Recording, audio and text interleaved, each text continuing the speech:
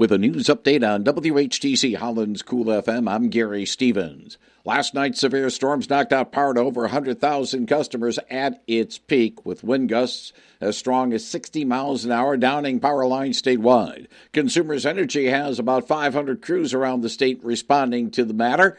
More outages are possible today with more severe storms in the forecast. The hardest hit areas in this region: Allegan, Kalamazoo, and Van Buren counties. Now, as of dawn, according to PowerOutage.com, there were over 5,800 in Allegan County, nearly 3,300 in Ottawa County without power. Motorists at a busy junction near Zeeland's eastern city limits should have been expecting a slow commute this morning thanks to a single vehicle crash late last night, according to Ottawa County Sheriff Sergeant Alex DeYoung. A 20-year-old woman from the Detroit suburb of Farmington Hills was driving her sedan westbound on Chicago Drive. That's M121. Around 10:30 last night when she was unable to complete a left turn onto Main Avenue. The vehicle skidded off of the wet roadway that was due to storms in the area, struck a power pole, and damaged a traffic signal box. The unnamed motorist was apparently unhurt. She waved off any medical attention offered at the scene. The crash into the pole caused the support wires holding the traffic signals to snap, dropping the devices to the ground.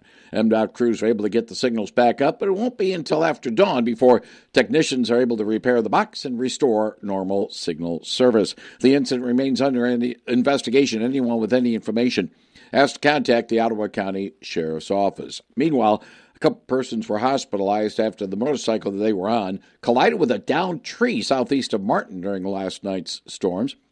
No names or hometowns were immediately disclosed by Allegan County Sheriff Sergeant Hunter Coster following the incident, which occurred around 7:15 p.m. near the intersection of Marsh Road and 112th Street. The motorcycle, piloted by a 33-year-old man with a 28-year-old woman riding along, was northbound when it struck the downed tree. The man suffered severe injuries. The woman's ailments not as serious. They were taken to area hospitals for treatment. The incident remains under investigation. A lakeshore community has taken steps to make sure a smelly situation is addressed. During last night's monthly business meeting, the Laketown Township Board of Trustees unanimously approved setting aside up to $25,000 for legal fees if Republic Services fails to evict Cocoa Corporation from using its 60th Street facility for composting operations. The township's planning commission last week terminated such operations due to ongoing odor issues that Cocoa apparently failed to properly address, but Republic, as landlord of the property, has a lawsuit pending in Allegan County Circuit Court in order to make that action effective. Supervisor Stephen Ringelberg admitted that the township and Republic are on the same page right now about the matter, but cautioned that things could change if the eviction process drags on. We should get ready to do a full court press, to do everything possible to get Cocoa to stop operating, to remediate that site, and move on.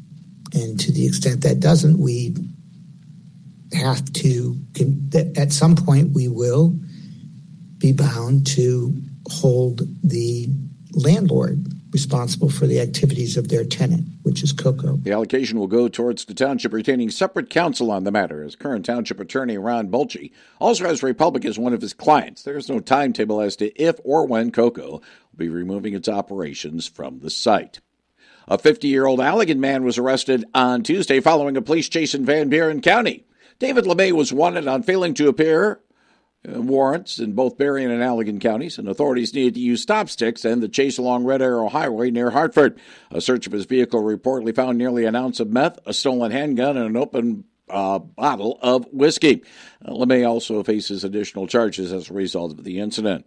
Former Grand Rapids police officer Brian Casey is accused of breaking into another sports card store.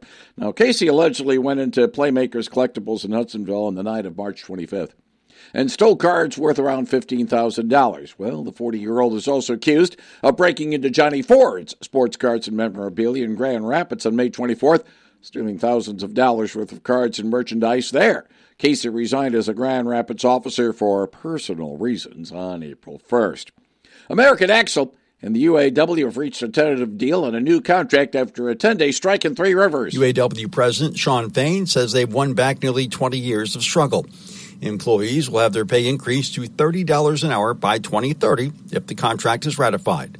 Local 2093 bargaining chairman Josh Jager says a raise is over 36% to their top rate in 4 years, and he adds it'll change lives in Three Rivers and across Southwest Michigan. The contract doesn't raise health care premiums for the next 4 years. It also adds Martin Luther King Jr. Day and Veterans Day as paid company holidays. I'm Michael Arning. Kalamazoo Public Safety says a 52-year-old man died yesterday morning when he was hit by an Amtrak train downtown. Happened between Church and Rose Streets just after 10:15 a.m., and the man succumbed at a local hospital. No names immediately disclosed. Though a crash remains under investigation, nobody on the train was hurt. 8 people in their 20s have been indicted in federal court for allegedly threatening University of Michigan leaders, police, local businesses, and the Jewish Federation of Metropolitan Detroit. U.S. Attorney for the Eastern District of Michigan, Jerome Gorgon Jr., says 7 of the 8 are Michigan residents, and the 8 started to make threats after the Hamas terrorist attacks against Israel in October of 2023. Protesters demonstrated outside the Women's Huron Valley Correctional Facility near Ypsilanti after the 3rd inmate in the past month died there last Saturday. Families and advocates, such as Trish Duckworth of Survivors Speak, gathered last night after the deaths in May of Kyra Howard and Rebecca Fackler, along with the most recent incident involving Ashley Hoth. We need not only for Heidi Washington to step down and for the warden to step down, but we need our elected officials to put an oversight committee over MDOC. More than 30 state lawmakers are asking for the figurative head of the State Department of Corrections. The protesters claim that there is medical neglect inside the prison from all involved. The ribbon cutting for the new Gordie Howe International Bridge connecting Detroit and Windsor, scheduled to happen tomorrow, but the Detroit Free Press is reporting in today's editions it could be delayed. 2 anonymous sources told the paper that the ceremony either has been delayed or will be pushed back. The sources described the delay as a hiccup, not a crisis that would prevent the bridge from eventually opening. The Trump administration had balked about opening the bridge, claiming an unfair situation with Canada, but there have been reports that the objections may be more about protecting the interests of Matty Maroon, who owns the nearby Ambassador Bridge and who has been a financial supporter of the Trump campaign. Michigan State University trustee Rima Vassar is planning to sue the school, alleging discrimination. Vassar has filed a pre-litigation demand document claiming the university and other trustees violated her rights repeatedly, including due process and First Amendment rights. The letter sent to outgoing MSU President Kevin Gusevich gives him until June 17th to respond, and if he doesn't, Vassar's attorneys will file a federal lawsuit against the school. She is seeking at least $25 million in damages. Gusevich is fleeing East Lansing for Clemson University. Mackinac Island and Hoffman Companies will enter mediation over the continuation of ferry services to the island in 2027 and future years. The Florida-based entity owns Arnold Transit Company and Shepler's Mackinac Island Ferry, and Governor Whitmer signed a bill earlier this month letting voters on the island amend the charter to allow the city of Mackinac Island to regulate ferry services. The ferries are the main way people can get to and from the island in Lake Huron. Byron Buxton's 3-run homer in the 5th inning broke a 1-1 tie as Derek Shelton's visiting Minnesota Twins defeated the Tigers last night 6-4. You know, we start the game and then you get an hour and 40-minute rain delay. But overall, I was really proud of our group because they battled, throughout. I mean, wasn't the greatest of conditions, but they did a nice job. The series at Comerica Park concludes this afternoon with coverage from Dan Dickerson at 12:45 p.m. on WHTC Howland's Cool FM. Sterling Thompson's RBI single in the bottom of the 9th inning enabled the Colorado Rockies to edge Craig Counsell's visiting Chicago Cubs in Denver last night 3-2. We didn't produce enough opportunities tonight. We had 4 hits or 3 hits. I think very few at bats with runners in scoring position, very few rallies. So it's a night offensively where you just didn't do enough. The series at Coors Field concludes this afternoon. Davis Martin tossed 6 innings of 6 hits, 6 strikeouts, shutout baseball as the White Sox deep sixed the visiting Atlanta Braves last night 2-1. We're having a great time, and you can't do it without this type of clubhouse. I mean, we have a bunch of entertainers. We have a bunch of guys that make each other laugh, and, it's just like you're super excited to come to the yard every day. The series at Wright Field in Chicago concludes this evening. Garrett Pennington and Jackson Strong each had a homer, and each drove in 3 runs as the West Michigan Whitecaps beat the Lake County Captains in suburban Cleveland yesterday 8-4.